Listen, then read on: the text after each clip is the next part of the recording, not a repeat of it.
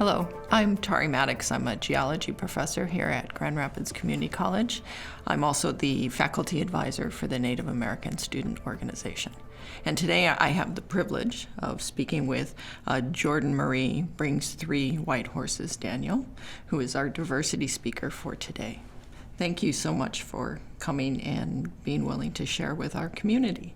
Lila Palama Yaye, that means thank you in Lakota. Thank you for having me. This means a lot. Yes, it means quite a bit to us to have you here as well. I know you will be talking quite a bit about your running, but we did want to ask you a question about how you use running as a platform to advocate for issues that are important to Indigenous people. Yeah.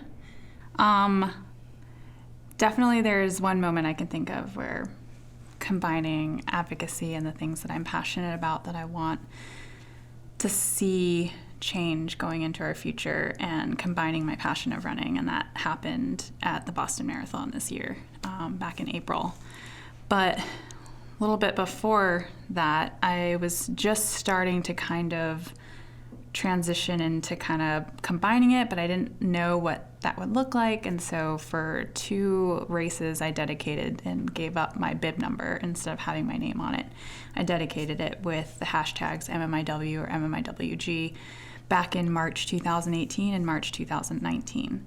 And I was hoping that that would start generating conversations when I crossed the finish line and have people, ask what this means, to start having that dialogue. And a couple of people started asking that, but at the end of the day, it wasn't enough. It wasn't the impact or the change or influence that I was hoping this would have. For those who may not know who are watching it, What do those mean? Yeah, so I wanted to create a platform and an opportunity to start talking about missing and murdered Indigenous women and girls and all relatives, because this is an injustice happening on Turtle Island. It's not just within borders, it extends beyond borders, and it's happening all over the world. But that was my hope, was to start having these conversations. And then I had the opportunity to go to Boston and be a chaperone with Wings of America and also fundraise for their programs. And they're really supporting Native youth. And so they had 5 Native youth that they had selected to bring to run in the BAA 5K, as well as have a college visit with Harvard and meet with their Native American Studies department. And that was inspiring, just watching our younger generations, just they knew what they wanted, they know what they want for their future, and they were so open in talking about everything that's going on in our country. And they were not afraid to stay quiet. And that was just very inspiring. And so that kind of inspired me to figure out what my next move was going to be. And I had called my parents, they were coming, my mom was coming, and I was like, can you please find me red hand paint, face paint? I didn't tell anybody what I was going to do. And so I got the face paint. My partner drove me to the Hopkinton buses to bring me to the starting line. And on our way there, I'm just like, you know what? I'm going to put this movement on my body, and I'm going to run in prayer. And whether this makes a difference or not, at least these prayers and these miles are for women that are missing and have been murdered. And hopefully it's just an offering to them that they're not forgotten, that I'm praying for the best for them and their families. And so as we were on our way, I started painting the letters MMIW on my leg and on my arm. And then once we got there, right before I got onto the bus, my partner helped me with putting the red handprint on my face. And red really represents, Earth and this movement for MMIW, but it also, the handprint symbolizes the violence that's silencing our Indigenous relatives, our women and our girls, our family. And so I just wanted that to be something that, could honor them and remember them. And so sitting on the bus, everyone's staring at me, and I'm feeling very, just like a sore thumb sticking out, and everyone's just looking at me and not knowing what to say. But I tried to tune it out and just focus on what this is going to be. And I get to the starting line, the gun goes off, and I say the first name, and then just for the whole rest of the race. I said their name, her name, then a prayer, and then the remaining mile, I tried to just focus on the surroundings because it's the Boston Marathon, and just tried to take it all in and enjoy it, and was looking forward to seeing my partner and my mom along the way. And I did. I saw them at the halfway mark, and my mom doesn't do well with crowds, so I knew she was going to have some anxiety, and I was kind of freaking out after I saw my partner, and I was like, "Where's Mom?" And he's like, "She's just up ahead." And so I get up a little closer to where he said she was going to be, and I was like kind of panicking because I was like, "I don't see my mom." And all of a sudden I hear her lee-leeing, and I instantly see her, and then we were lee-leeing back to each other, and then I just continued on. And then I saw them at mile 25, and then right at the finish. Right at the finish. Well, I'm happy you talked about the handprint, because that was one of our questions. It's such a powerful image, and so thank you for sharing how that came about. Did the names help carry you as you went through? Yeah, it was that whole race. That's the first time where, even though I hadn't really trained for the marathon, I knew I could do it, but that whole race was surreal, and it was empowering. It was heartbreaking, but it was so easy, like the easiest race I've ever ran. And I was expecting to hit the wall, and I kept expecting it, and moving forward with every prayer, it was just, I don't know, I felt light as a feather running, and I didn't feel any pain, not until like the last mile, where I was really trying to just push it, run really hard, and then dedicate that last 0.2 to my grandfather, who had passed away from cancer. And so, yeah, it was easy. But now I've run 3 other races since, and I'm doing the same thing, and it's been harder. It's been harder. I think I went into it a little naive in terms of the emotional impact that it would have on your mental and physical health. And so, by midsummer, I kind of had like an emotional breakdown, and my mind was consumed with the facts and the statistics, and doing the research to find their names, reading their stories was really heartbreaking. And I think it was not sitting well with me, but I kept trying to say, this is fine. I've been sharing and talking about them before I even did this run, so like I'm okay. But I wasn't, and it's still taking me time to like get back to the fitness, as well as like trying to find that moment again where it just felt easy. But yeah, it's still motivating me, and I still want to keep running forward and running for MMIW. Well, thank you for sharing that, and thank you, too, for sharing the challenges that come with carrying what you are carrying now. We just had Halloween, and we know that you wrote an article about costumes that depersonalize marginalized people. Being Native Hawaiian, I'm somewhat sensitive to the sexy hula girl costume, and we were wondering if you would be willing to speak to us about this issue and why it's really important and needs to be brought to our communities. Yeah, I mean, it's cultural appropriation, and it's dehumanizing. And a lot of the costumes that are out there that are geared more towards adults are very hypersexualizing the costumes that Native women are supposed to be portrayed in these, $29.99, packages that you can buy these at. But it's really important to speak to that, because that's not who we are. That's not how we look. I think now it doesn't help with Disney, which when I was a kid, I loved Pocahontas. That was the first time that I saw a Native woman on TV, that I was inspired by. Represented in strength. Yeah, yes. Felt like we were having representation, and right now that's where we're lacking, is representation and visibility. But I think that's changing for sure. But, I think I was like 6 or 7, and I dressed up as Pocahontas, but it definitely was not like any of the costumes you see today.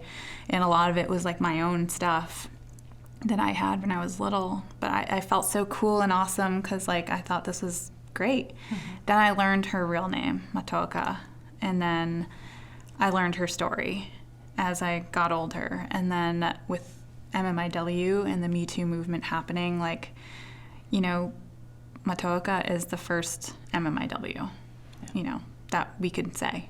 And just looking back at our history, like how that's being taken out of context to fit, you know, the societal norm and narrative that they've created for us of what they think we should be like is wrong. And what the experience was like. And the experience. And they're romanticizing it.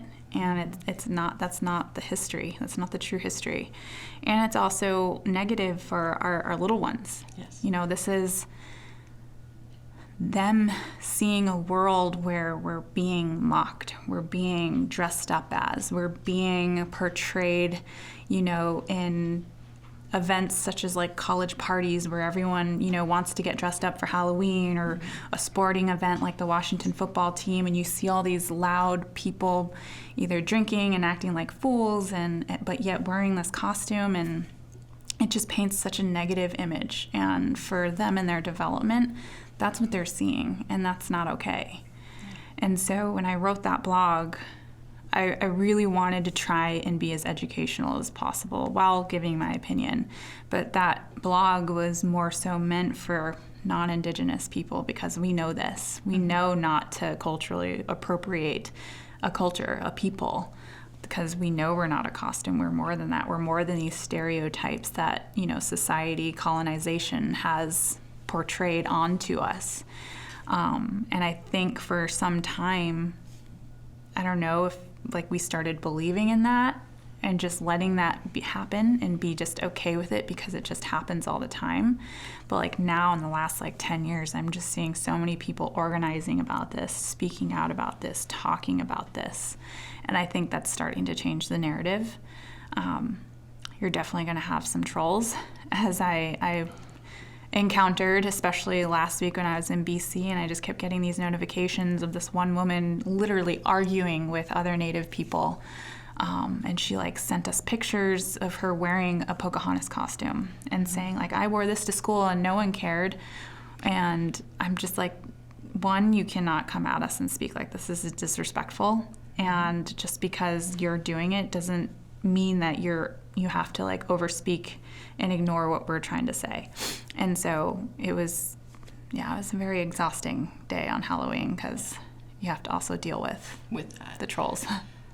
That does lead me a bit into our next question, and about how do you take care of yourself? How do you take care not only of just your wellness and well-being in light of the challenges that face you and in light of the trolls, and how draining this can be, but also how do you take care of yourself physically? For example, speaking about food sovereignty, how can the community as activists find the strength to kind of take care of themselves as well and not drain themselves? That's one thing, as you know, organizers and activists, we tend to burn ourselves out. It's easy to do that because we care so much about what we're trying to stand up for and fight for and protect. But for me, that was a very hard lesson to learn. I didn't get into community activism until 2016 with No Dapple. Before then, I would go the No Dakota Access Pipeline in Standing Rock. Yeah. And before then, I'd gone to rallies, especially against the No Keystone XL pipeline that was happening and coming through my homelands in South Dakota. And I really wanted to go and support those that were organizing because they were inspiring. And I know just from my point of view, community organizing must be so stressful, but I was already trying to make it in DC as an Indigenous advocate working for our people. So I didn't want to add more to the load, but then No Dapple happened, Dakota Access Pipeline. And that was the first time where I started organizing, and I organized a rally and a run for the Standing Rock youth who ran from Cannonball, North Dakota to Washington, D.C. That was amazing. And having to go through the permitting process and making sure everyone had food and drinks and just getting the day all planned was so stressful. And so by the end of it, I was like, I don't know how people can do it. I don't want to do it anymore. I'm very happy and proud of what we did today, but I was like, I'd rather just go and support those that, do this. And then the dog attacks happened in Standing Rock a few weeks later, and then my grandfather passed away. And me organizing for our youth, which he was very, very big in advocating for and supporting, especially Native youth athletes. That was the last thing he knew before he kind of was incoherent and wasn't really able to speak before he passed away. And the text messages he said was like, "I'm so proud of you," and like all these very meaningful things to me. And that had me reflect on after he had passed away. I was like, you know what, like I think I'm supposed to be doing this and honoring him that way too as a part of my healing and grieving. And so moving forward, I just started organizing and showing up at the White House, showing up at Army Corps of Engineers, and just either by myself or with others. Then I started meeting other Indigenous activists, and we were organizing at least a couple times a week for months.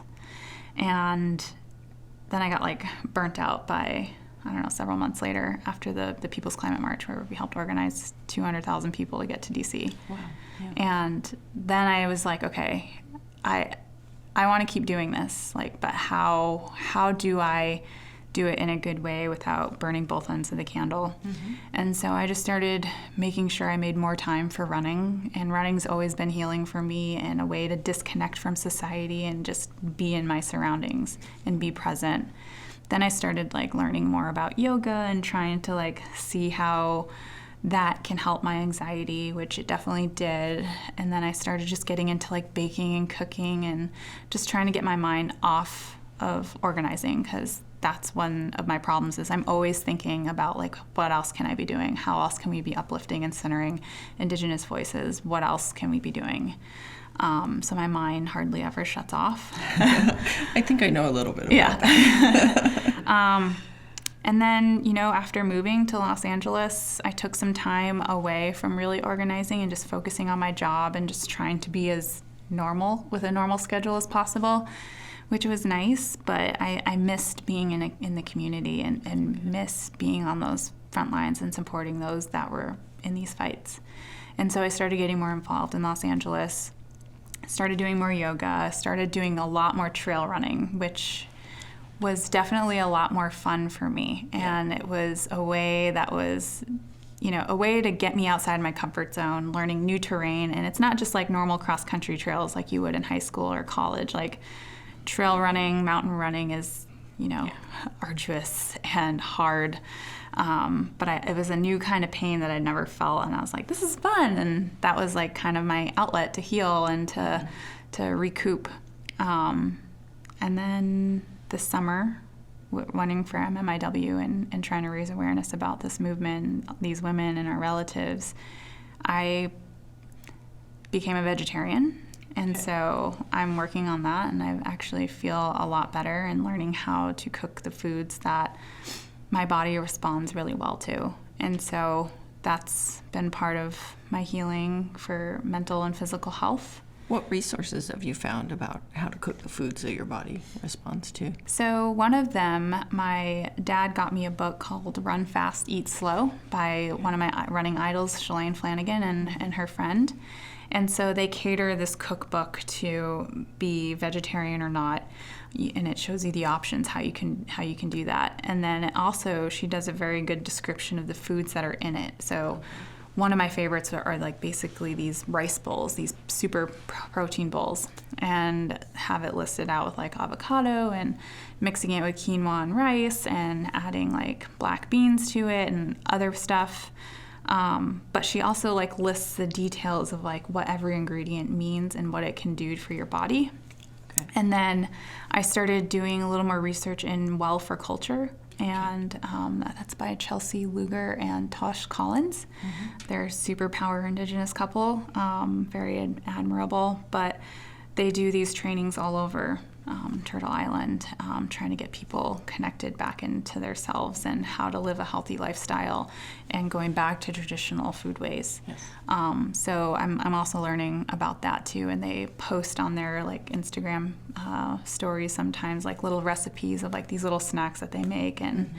they're very hearty and they're very tasty. And so I definitely think when you're busy organizing and trying to do whatever you can to help create a better future, having the right food into your body to give you that energy, as well as even if you're trying to train for something, is very important. Yeah, it's easy to eat poorly when you're stressed. Yes, it's easy to just grab those things because they're comfort food, and yeah.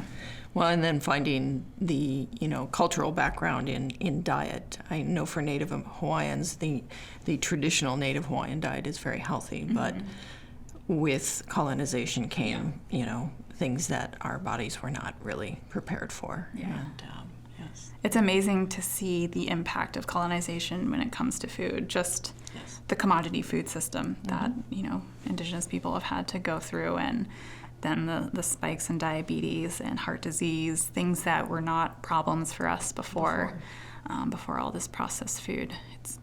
It's really sad and kind of crazy that this is happening, but I'm really seeing a new movement in moving back to traditional foodways, which is really great and a way to reclaim who we are. Yeah, food sovereignty wasn't really a common word to hear in people's language, and you hear it more and more now. Yeah. We were wondering if you would talk to us about the Rising Hearts Coalition and maybe guide us to the platforms that you use to speak truth. So Rising Hearts Coalition was founded in January of 2017.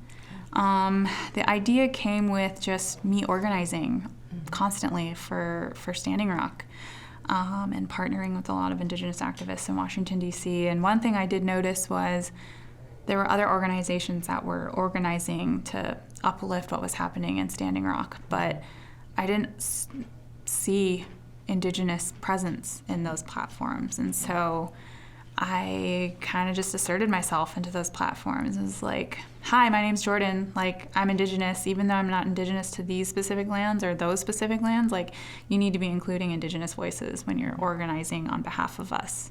I appreciate the effort, but you need to be including us in these conversations.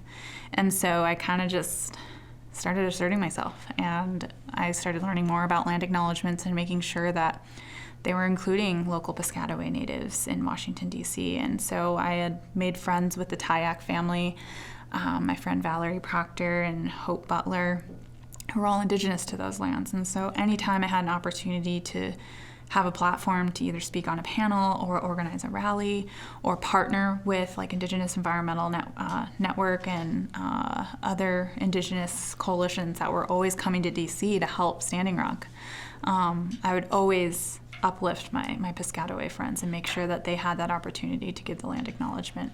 And if they didn't, I would recommend other people. And then I started getting like a lot of messages and calls of like, hey, do you know this person in this area? And so I kind of used that opportunity to make sure that Indigenous presence was always there, and making sure that if I saw rallies happening somewhere else in the U.S. and there wasn't an Indigenous voice to speak to that, like I would assert myself and try and find out who was the main organizer. Because I think it's important. We're in a new time now where we are reclaiming, our cultural identities and going back to the traditional ways while yet being in a colonized society. That we're starting to correct that narrative and go back to who we really are, and making sure that our cultural traditions and practices are present today. And so January 2017, I was just like, I need to make a group that, Indigenous-led, organizing and being kind of that arm and facilitator, making sure people are connected to the right people, even if I wasn't benefiting from it or whatever, if we weren't organizing it. I just wanted to make sure that the presence is there and the voices are being centered. And so we really started partnering with Indigenous Women Rise for the Women's March and helped out with that Indigenous Women block that happened at the Women's March. We were there helping out Indigenous Environmental Network for the Trump inauguration. We were there for Occupy inauguration, and we were there at the Department of Energy because who he was going to have in the cabinet was very pro-oil. And so we were there protesting and organizing there, as well as supporting the Indigenous youth that came. And they had 2 marches coming from Union Station and the MLK Park, and then they went down to where the inauguration was. And then We helped with Native Nations Rise that happened in March for Standing Rock. March for Racial Justice. We had the People's Climate March, and we were on the national and local steering committee, just making sure that on that front line of the march that it was all Indigenous and youth-led, which was incredible and inspiring. And we were very busy. That was when I got my first taste of like working every single day and working not only a full-time job that like I had for a couple of years, but organizing after, going to meetings, going to conference calls, you know, going and sitting on panels, just really trying to amplify and increase Indigenous presence in Washington, D.C. And then I moved to LA, came and started supporting other rallies and movements there. And then now we're kind of getting more actively involved, and it's mainly led by me, and then it's just kind of whoever wants to help out and be an organizer. That's how it's done, but it's free. We either community fundraise like on our own, or it's either out of my money. That is so wonderful, and it in many ways you wonder, why did people not do that before? Why were the people who were directly involved not at the table when discussions or rallies? And I know there's a lot of well-meaning people out there, but it's nice that you are now able to maybe connect them. Yeah, I think that's just been an issue forever is that we haven't ever been included in these conversations, and potentially maybe KXL or the Dakota Access Pipeline might not be in this situation that it is if they really had true tribal consultation. And that goes to everything that's been happening in our history. But yeah, it wasn't, and it was also, I saw other Indigenous people showing up and like trying to either support at rallies that were already happening, or they were organizing their own events, but I just wanted to like, we need to band together. And luckily they were just all so awesome and welcoming that, you know, we really kind of just started changing that. And so then everyone was starting to like reach out to us for like our guidance and our advice or our connections to other Indigenous organizers that were outside of DC from these frontline areas. And so it was really beautiful to see, and it all happened so fast. But now it's been like that, and it's like I said, I think things are changing, and we're starting to be included more. And I think we also don't want to remain idle and remain silent, and so we're making sure that we're going to be heard and seen, and we're not afraid to speak up about it. Well, it is a great honor for me to meet one of those agents of that change, and to hear about what you're doing.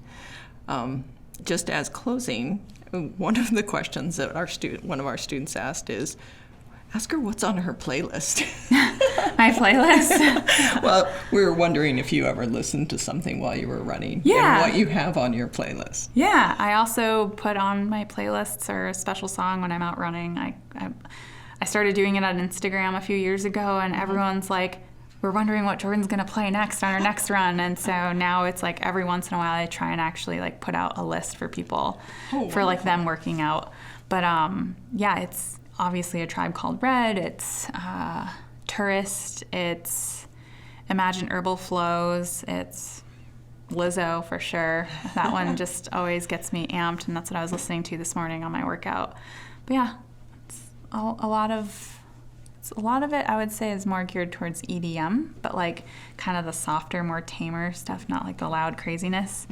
I just need something that keeps me just like amped. I don't want something slow, because then I get like carried away in my thoughts on a run. I'm like, crap, no, I need to like keep at this pace or something. But yeah. Thank you for sharing that. And thank you again for coming and visiting our community and sharing your experiences. Thank you so much. This means a lot. And I'm really, it makes me so happy to know that someone saw my story and is providing this platform and opportunity for me to help talk about it. So I appreciate it. Thank you again. Thank you.